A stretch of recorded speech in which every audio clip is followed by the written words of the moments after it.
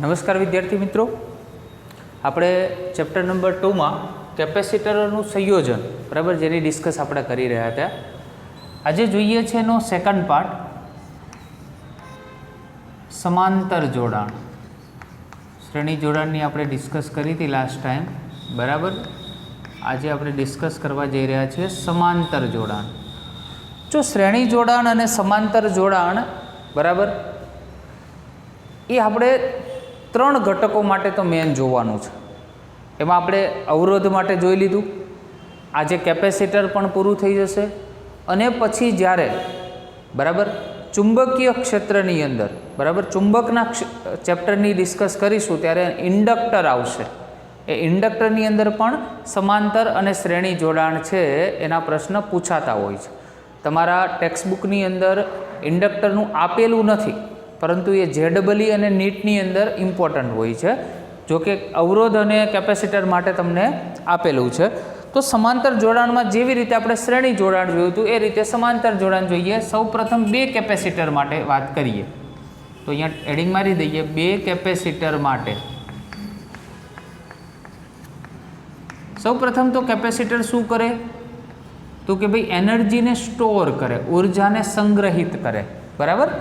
ચલો તો સ્ટાર્ટ કરીએ. આ રીતે બે કેપેસિટર ડ્રો કરવાના છે બરાબર.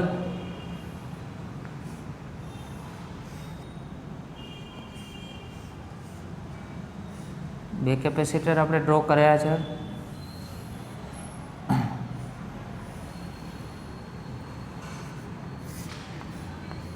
વી છે આપણી જોડે, આ C1 છે, આ C2. આ બે કેપેસિટર એકબીજાને સમાંતર મૂકેલા છે બરાબર.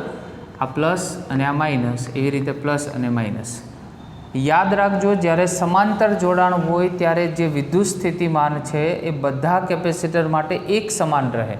અહીંયા જે વિદ્યુત સ્થિતિમાન હોય એ C2 માટે અને C1 માટે એક સમાન હોય, પરંતુ શું જુદું જુદું હોય તો અહીંયા જ્યારે જંક્શન આવે એટલે વિદ્યુત ભાર છૂટા પડે.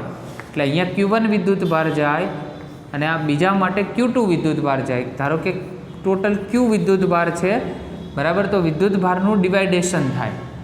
એટલા માટે આ સર્કિટ ઉપરથી આપણે એવી રીતે લખી શકીએ કે total Q is equal two Q1 plus Q2. કિર્ચોફનો પ્રથમ નિયમ શું કહે છે કે અંદર આવતા વિદ્યુત પ્રવાહ હોય એના માટે પ્લસ લેવું અને બહાર જતા હોય એના માટે માઇનસ લેવું. જો આ બંનેને તમે આ સાઈડ લો તો માઇનસ થાય, બરાબરની પહેલી સાઈડ લઈ લાવ તો પ્લસ થાય બરાબર. એટલે એક બાજુ માઇનસવાળા અને એક બાજુ પ્લસવાળા, એટલે બંનેને એકબીજાને સમતોલન કરી શકે બરાબર. ચલો તો આગળ વધીએ. આપણી પાસે સૂત્ર છે Q is equal two CV. Q is equal two CV. ચલો અહીંયા મૂકીએ. અહીંયા તો ડાયરેક્ટ CV લખી શકાય. આ પહેલું કેપેસિટર છે એટલે C1V લખીશું, અને બીજું કેપેસિટર છે એટલે C2V લખીશું. V તો બધા માટે કેવો છે? સમાન છે. ચલો V અહીંયાથી બધામાંથી કોમન નીકળી અને કેન્સલ થઈ જશે, એટલે C ઇક્વિવેલન્ટ એટલે C સમતુલ્ય બરાબર. મોસ્ટ ઇમ્પોર્ટન્ટ સૂત્ર આવે છે આપણી જોડે C1 પ્લસ C2. એટલે સિમ્પલ લોજિક આવ્યું કે સમાંતરની અંદર આપેલા કેપેસિટરનો સરવાળો થાય. જો પહેલું કેપેસિટર 2 માઇક્રોફેરાડે હોત અને બીજું કેપેસિટર 8 માઇક્રોફેરાડે આપ્યું હોત તો સીધો જવાબ 2 + 8 = 10 થાત. આ સીધું અને સિમ્પલ લોજિક બરાબર. કશું જ બધું વિચારવાનું નથી. તો આના પરના પણ દાખલાઓ આવશે. જેવી રીતે આપણે અવરોધની સર્કિટ સોલ્વ કરી એવી રીતે કેપેસિટરની પણ સર્કિટો સોલ્વ કરવાની આવશે બરાબર. ચલો આમાં જોઈએ આ થિયરીમાં આગળ n કેપેસિટરો માટે. n કેપેસિટરો માટે બરાબર. મને થોડું કન્વિનિયન્ટલી એ લાગે છે કે આપણે ઉપરની તરફ લખીએ તો સારું રહેશે. એટલે અહીંયા લખીએ આપણે n કેપેસિટરો માટે. ચલો તો સેમ ડાયાગ્રામ છે, પરંતુ કેપેસિટર છે એની સંખ્યા વધારવાની છે. આ 1 આ બે એવા અપ ટુ ડેશ એન સુધી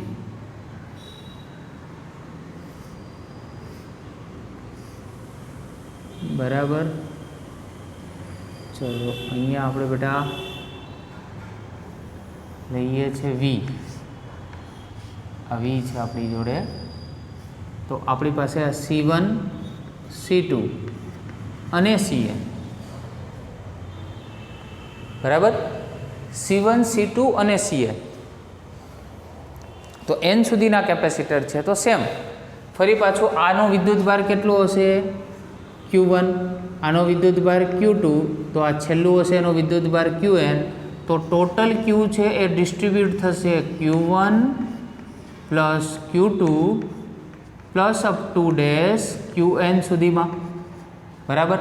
તો Q ઇઝ ઇક્વલ ટુ તમે જાણો છો CV.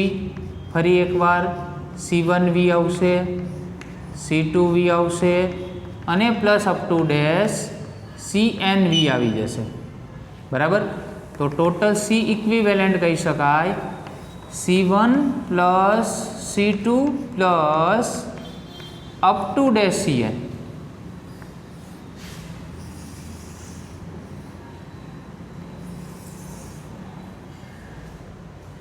એનો મતલબ જેટલા કેપેસિટર હોય બધાનો સિમ્પલ સરવાળો કરવાનો સમાંતર હોય તો બરાબર.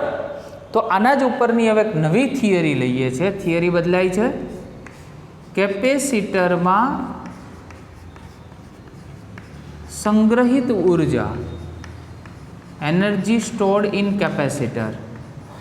કેપેસિટરનું કામ જ જે છે કે એનર્જીને શું કરવાનું સ્ટોર કરવાનું બરાબર ને.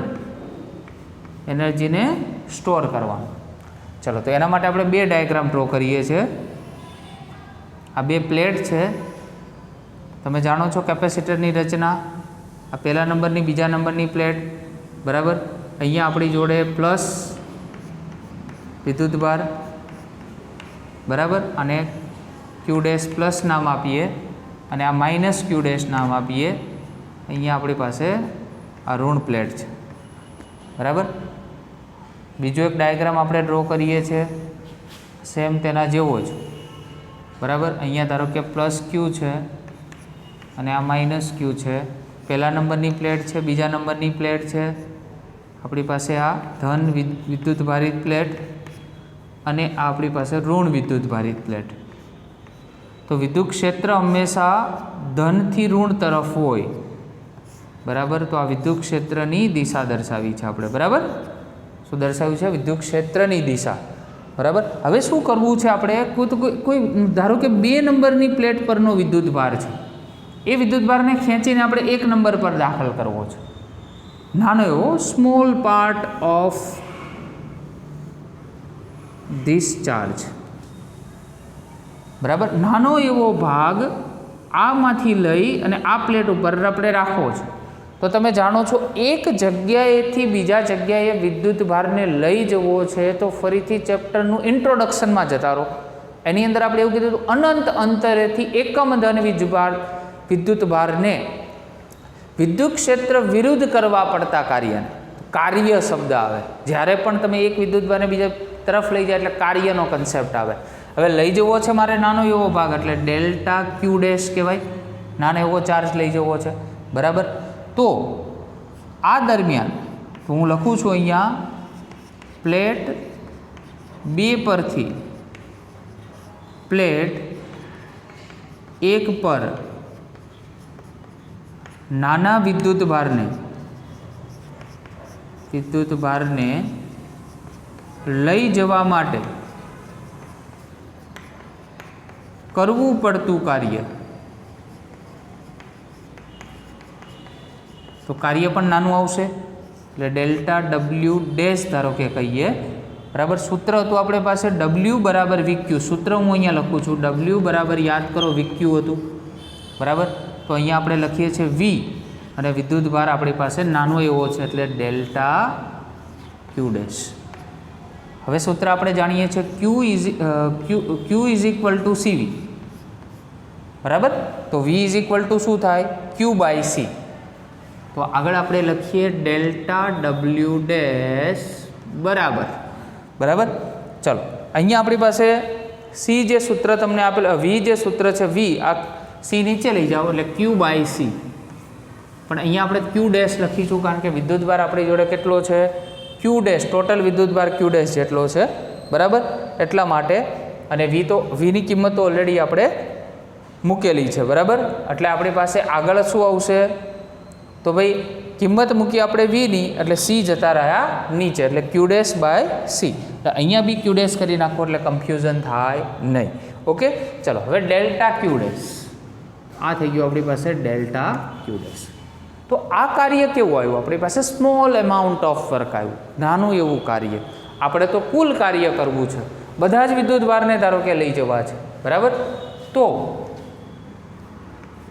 અને કેપેસિટરને મારે ચાર્જ કરવું છે કેટલાથી કેટલા સુધી તો 0 થી લઈ અને Q સુધી ટોટલ વિદ્યુતભાર મહત્તમ વિદ્યુતભાર કેટલો છે Q જેટલો છે તો પ્લસ Q જેટલું ચાર્જ કરવું છે તો કુલ કાર્ય એટલે શું W is equal to delta W dash बराबर डेल्टा W डैश। तो अहींयाथी आपणे चालू करीए छे 0 थी अने क्यां सुधी इम्प्लिमेंट करीए छे आपणे Q सुधी बराबर।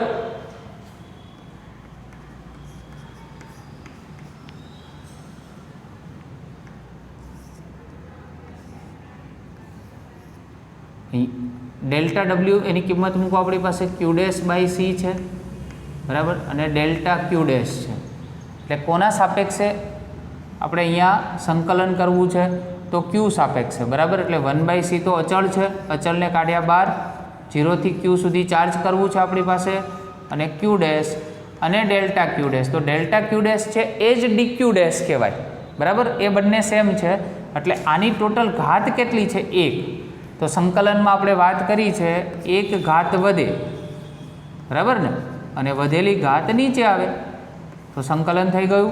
ચલો મૂકો લિમિટ પહેલાં કઈ લિમિટ મૂકવાની છે તો પહેલાં લિમિટ મૂકશું અપર લિમિટ એટલે અહીંયા આપણી પાસે થશે Q²/2 અને લોઅર લિમિટ મૂકીશું એટલે 0 તો અલ્ટિમેટ સોલ્યુશન આવે છે આપણી જોડે Q²/2C એટલે કુલ જે કાર્ય છે કે ભાઈ એક પ્લેટ ઉપરથી બીજા પ્લેટ ઉપર વિદ્યુત ભારને લઈ જવો છે તો એના દ્વારા થતું કુલ કાર્ય અને કાર્ય એ એના એનર્જીના સ્વરૂપમાં સ્ટોર થાય એટલે એ એનર્જી છે કેપેસિટરની એને યુ વડે દર્શાવાય છે તો પહેલું સૂત્ર તમારી જોડે આવે છે Q²/2C મોસ્ટ ઇમ્પોર્ટન્ટ ફોર્મ્યુલા।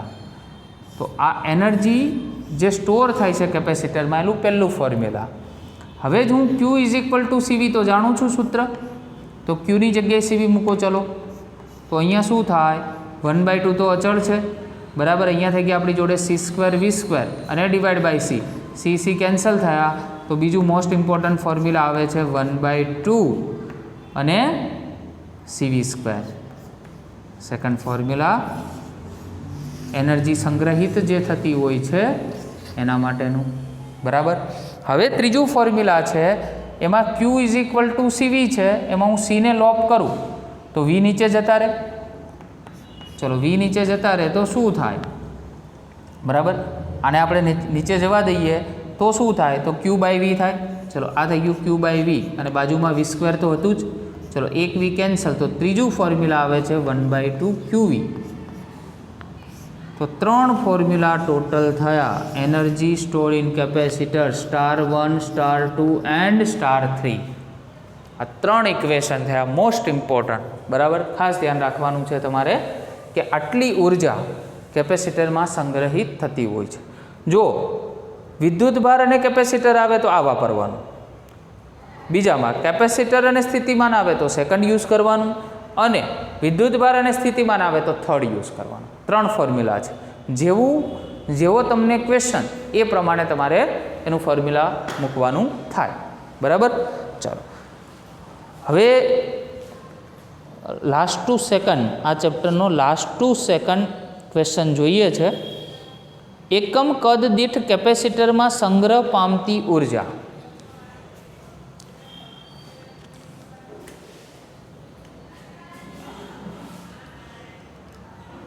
एकम કદ દીઠ, આપણે છેલ્લું ઇક્વેશન ફરી એકવાર રિવિઝન કરીએ છીએ, બરાબર. જો બરાબર વિડીયોમાં ના દેખાયું હોય તો u is equal two 1/2 CB² જે સ્ટાર 2 છે એમાં c ની કિંમત શું મૂકી શકાય, તો q/v એ મૂકો એટલે એક v કેન્સલ થાય, એટલે છેલ્લું ઇક્વેશન 1/2 q ઇન્ટુ વીના સ્વરૂપમાં મળી શકે. ચલો હવે લાસ્ટ 2 સેકન્ડ. એકમ કદ દીઠ કેપેસિટરમાં સંગ્રહિત ઉર્જા.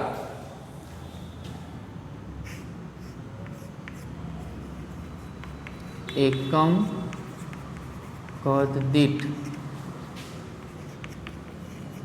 કેપેસિટરમાં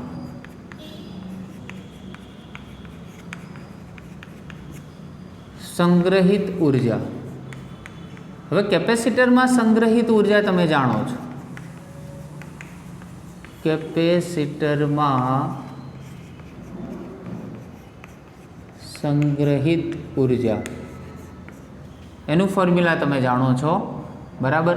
શું થશે તો ભાઈ u is equal to q² divide by 2c, બરાબર. આમાં આપણે બે ફોર્મ્યુલા મૂકીએ છીએ. એક સિગ્મા ઇઝ ઇક્વલ ટુ આપણે q/a જાણીએ છીએ, માટે q is equal to sigma A મૂકી શકાય. બીજું આપણી જોડે એક ઇક્વેશન છે c is equal to epsilon 0a/d.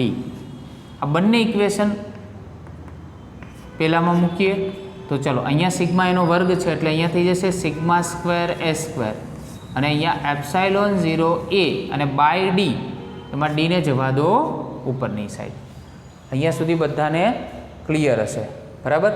હવે આપણે તમે એક એ અહીંયા કેન્સલ કરી શકો છો, બરાબર.